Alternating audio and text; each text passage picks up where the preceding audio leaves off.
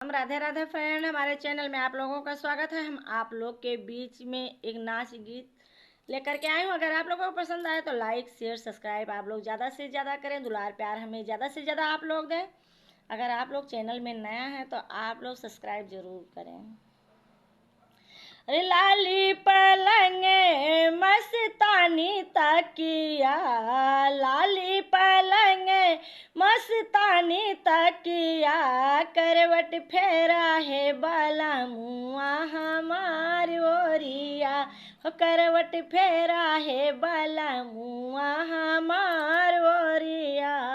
लाली पलंगे मस्तानी तकिया, लाली पलंगे मस्तानी तकिया, करवट फेरा है बाला मुआ हमार ओरिया।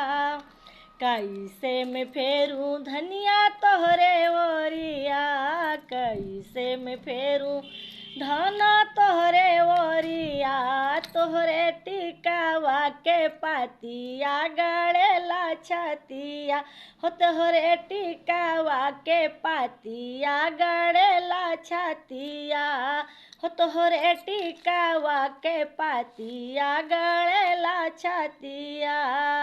लाली पलंग मस्तानी तकिया, लाली पलंग मस्तानी तकिया, करवट फेरो है बाला मुआ मार ओरिया, करवट फेरा है बाला मुआ मार ओरिया।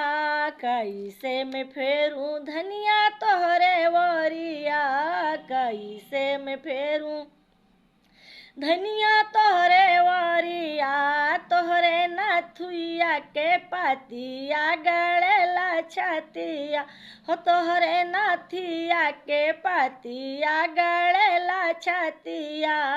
लाली पलंग मस्तानी तकिया, लाली पलंग मस्तानी तकिया, करवट फेरो न बाला मुआ हमार ओरिया, है करवट फेरो न बाला मुआ हमार ओरिया।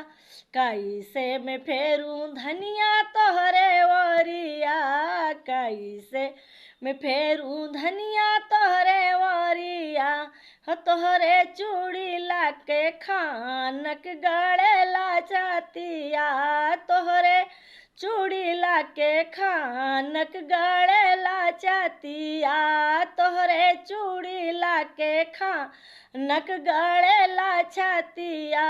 लाली पलंग मस्तानी तकिया, लाली पलंग मस्तानी तकिया, करवट फेरा है बाला मुआ हमार ओरिया, करवट फेरा है बाला मुआ हमार ओरिया। कैसे में फेरू धनिया तोहरे ओरिया, कैसे में फेरू धनिया तोहरे ओरिया, हो तोहरे पाऊआ के घुंघरू गड़ेला छतिया, तोहरे पाऊआ के घुंघरू गड़ेला छतिया। अरे लाली पलंग मस्तानी तकिया, लाली पलंग मस्तानी तकिया, करवट फेरा है बाला मुआ हमार ओरिया, करवट फेरा है बाला मुआ हमार ओरिया।